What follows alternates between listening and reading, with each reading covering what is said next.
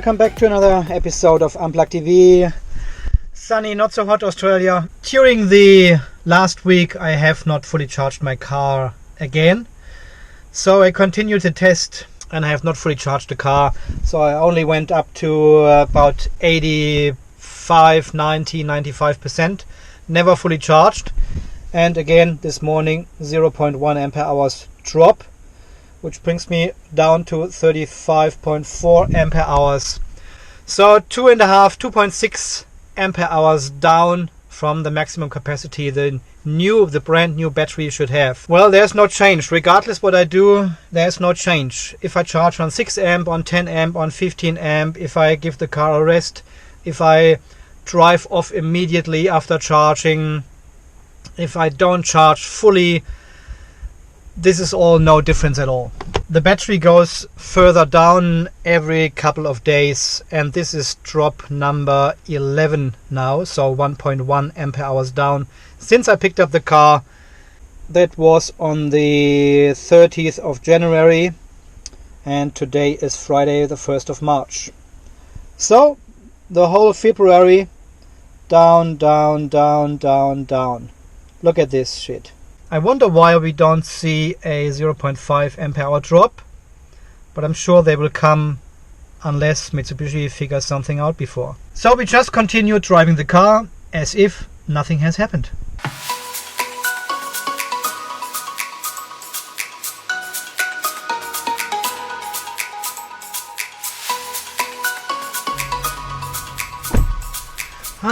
Well guys, lunch break. I just saw we've got actually 136 comments on there now, so I dropped a line here and there and commented on a couple of your questions. That I just want to mention some of your comments here. Our friend Eddie Fred from the UK said, I took my car in last week to discuss. They were very surprised at my dealer and said in the UK there's only one dealer in the country that can actually replace batteries, as it requires a 40,000 pound worth of equipment. Nor can they reset a BMU. The only thing they can do is read the data and send it to Mitsubishi, but no idea whether it's worth it. I'm convinced that the software is at fault as you described, but I have a defensive dealer.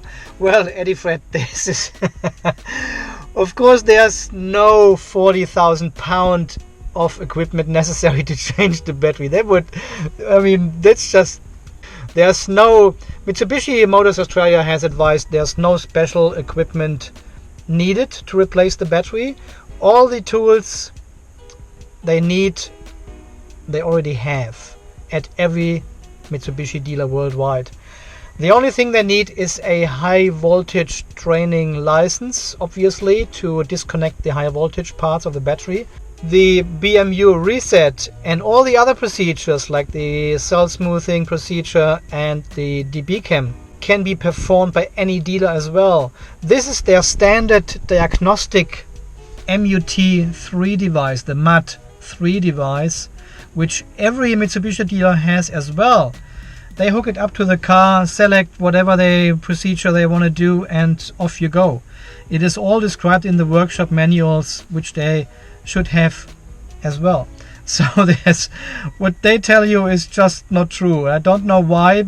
I think it's just lack of knowledge of these cars. So if possible, probably look for another dealership or educate them and say, look, this is not what other people say, and this is not just even true. And here's again where the PHEV Watchdog comes into the game.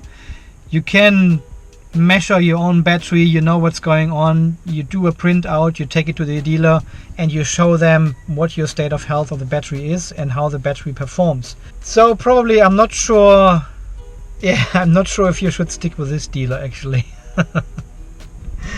But thanks for sharing your experience. Okay, and now we've got several comments on this video asking for how to approach your dealer.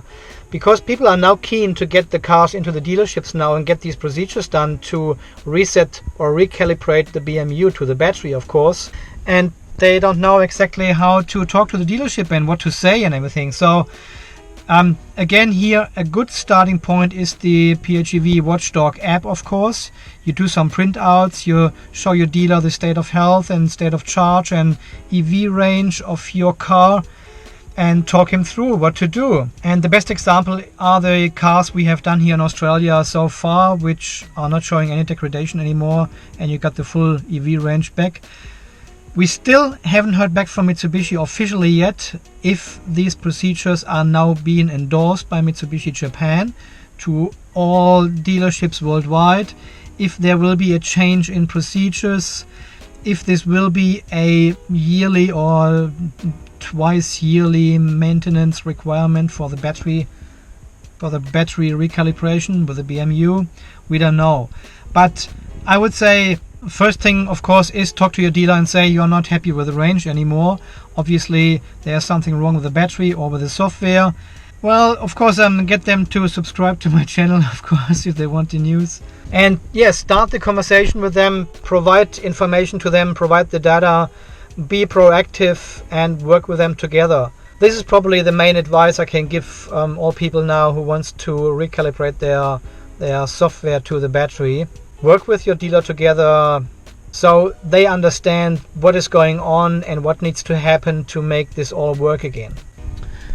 And then I've got a comment here from Michael Eric Menk from Norway, and he says, in other words, the solution is to do what we in Norway must do bi-yearly on service. I have a Citroën branded iMEV with the same battery 80-cell LEV 50N as the Outlander PHEV. I assume that Mitsubishi uses the same BMS. Yeah, I think so too. So it looks like he's going into the service every second year and gets the BMU reset and recalibrated to the battery, which probably makes sense. And I heard from Gary Reed from Canada that they are doing similar things. There's a service item noted in the service manual every 2 years or so, I think, as well, every 24,000 kilometers, to do some measurements, to do a cell smoothing, whatever, reconditioning. We don't know exactly what it is now, but he's only 6,000 kilometers away, so we should know in a couple of months what is actually being done over there in Canada as a precaution or as a maintenance item for the battery management system and the battery. So thanks, Michael, for this interesting comment. And of course, my dear friend Gary from Canada has commented, and he said, "Ha, love the intro." Thanks, Gary. I'm still chuckling. More music, Andy, more. I know, music is key, right? I have officially sent the video to my dealer and requested that these procedures to be done on my car. I will report on what they say and do. My hope is that we try this and it works on my vehicle and the cure has been found. Yeah, exactly. That would be very interesting to see if it works on existing cars as well, without battery swap, of course. This is what I hope as well. It hopefully is just a BMU recalibration procedure, what we have found, and this fixes the whole situation for everyone. Because I know you are down to almost 10% now after a year of ownership. I think 10% is a little bit too much. We can only hope it's just the software. So thanks, Gary. I sent him a text via Messenger and said, look, Gary, are you interested in if we do something together, like a live stream or something, and do some FAQs, just answering some questions from our viewers on our both channels? And he said, I'm not sure, I'm not so good in front of the camera. He makes videos all the time. But he finally agreed and said, yeah, that's probably a good idea. And he announced this on his channel already, so there's no way back anyway for any of us.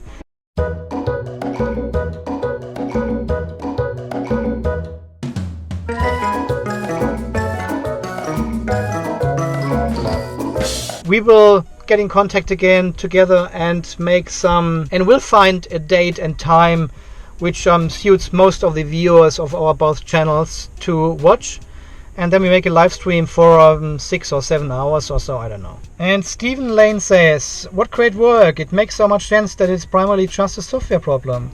It is disappointing that Mitsubishi could not have discovered this themselves, but let's hope the good work gets recognized and rolled out across the rest of the world. Well done to all involved, especially Gerard, of course. Well, this is what I hope too. I think Mitsubishi has not done many replacements of batteries, and if so, they have just replaced the battery, but they did not get much feedback from these owners then. Maybe it were fleet cars or something, so they were driven by Mitsubishi staff. So it is strange. If you think about the whole situation, it is strange that Mitsubishi is not able to address this issue correctly worldwide. And especially what we see with the 2019 model now, with the plummeting state of health after a few thousand kilometers. I mean, this is just insane. And I don't actually know why not so many more people approaching their dealerships and say, look, this is the data the car gives me. This is the state of health after 5,000 kilometers. This is not good enough. If it goes like this, the car will be dead in 3 years. There's supposed to be a big wave now coming towards Mitsubishi. All these people complaining about state of health and battery degradation and software issues and everything, that Mitsubishi cannot deal in any other way than making this public, do a recall and get this all right somehow. Well, but probably they are working on a solution, on a global solution. We don't know. We don't get any feedback from these. Yeah. And Andrew Camara says, awesome video. He's from Canada as well. Awesome video, Andy. Thank you for your continued work on this battery software issue. Big thanks also to Gerard. Yeah, thanks, Andre. I think without help from other people like Daniel Santos, who is the programmer of the PHEV Watchdog, and now Gerard looking into the software side of things, into how actually the BMU works and what information it gets and what information it puts out, we wouldn't be here, we wouldn't make any videos, we would still be in the dark and would have no arguments against dealerships or Mitsubishi. Great work of everyone involved in this whole situation. And also, of course, a big thank to all the viewers who are spreading the word, who are sharing the videos. So this is hopefully all a great outcome for everyone on this planet. And my friend Matt Redlinski from sunny hot California says, Andy, as always, thanks to you and the whole team PHEV for your hard work. Does it make sense to have the dealer do this procedure on the 2018 model? I don't know the true state of health of my battery since I don't have the dog. I guess I'm trying to picture how this procedure would improve the 2018 battery in long term, considering Gary is down about 10% in less than a year. Yeah, well, this is, I would say, if you don't feel any range loss yet, I would probably hold on to talking to your dealer at the moment. I know you decided not to get the dog, so you don't need to worry about state of health and all these figures. And it probably was a good decision to do that, as you can see now. As long as your car is fine and you get your full range back and it takes the charge, this is probably the only measuring you can do at the moment. But as long as this is all fine, I wouldn't worry too much about it. Just enjoy the car, charge it regularly and look after the battery. This is pretty much all you can do, and keep driving it. And we've got Andre Verville. Hi Andy, I'm not surprised at all. I told you a few weeks ago my gut feelings was exactly that. BMU magic algorithm just wrong, because of faulty assumptions. Now let's try to bring Mitsubishi to push their BMU unit programmers to revise their code, finally bring the true values of real battery state instead of this nonsense. Yes, 100% agreed. That would be awesome if we can get Mitsubishi to do updates on the BMU, firmware updates, real software updates, and that we actually finally see the true state of health of the battery without being too conservative and too positive. But it must be possible somehow, because other car manufacturers can just do it.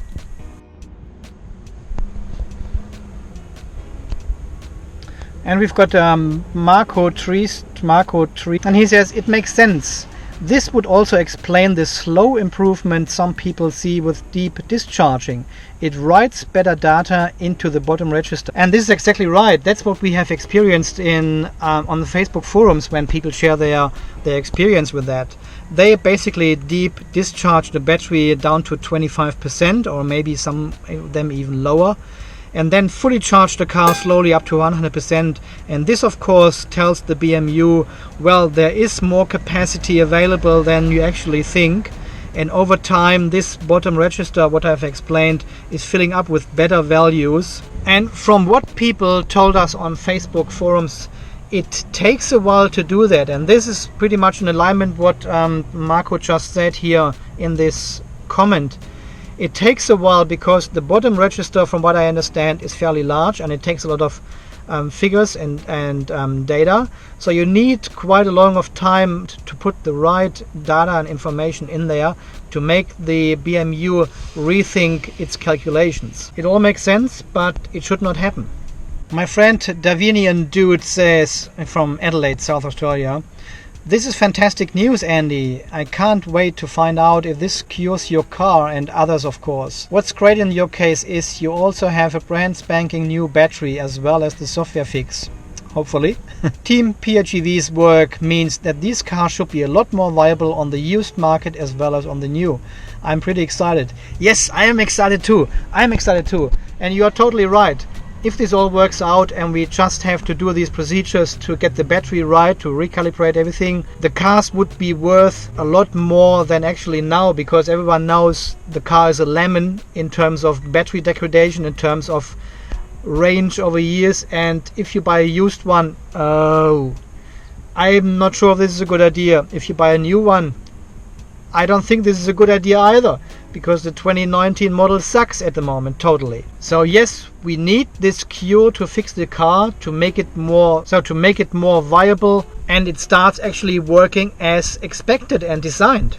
And Daniel says, "Thank you for all your work. I have a 2015 model that is now down to about 25 kilometers of range. Ouch.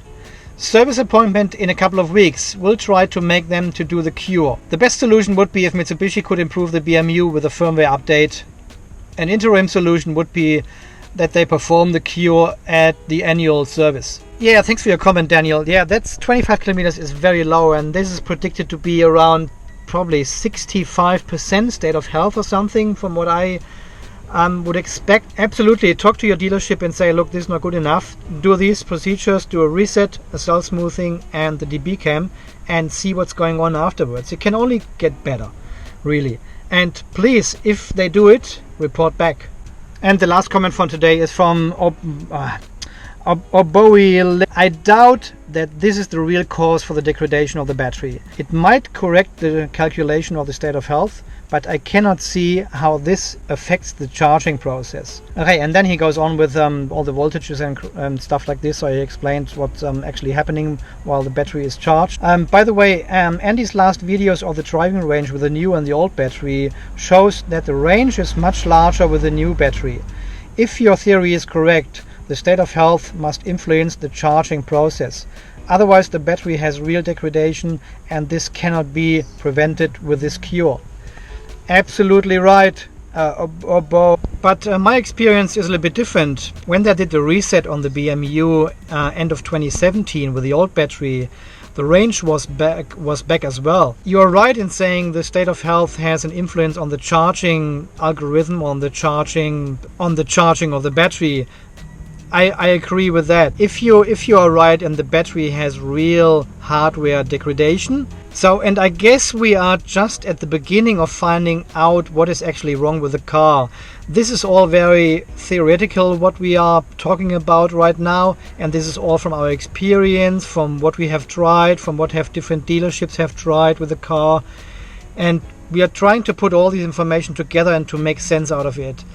But at the end, it might be a hardware issue, it might be a faulty battery, it might be real degradation of the battery. We don't know yet, but I don't hope it is the case, because this would mean then this car is a total lemon and nobody should buy it ever.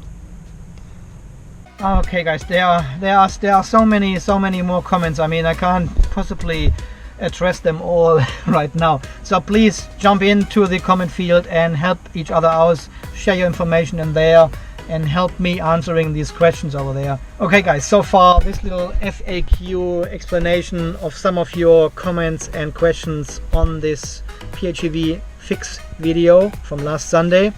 And this is Andy from Unplugged TV Australia signing off. You stay charged and we will see us in the next video very soon. Okay guys, thanks for watching. See you then. Bye bye.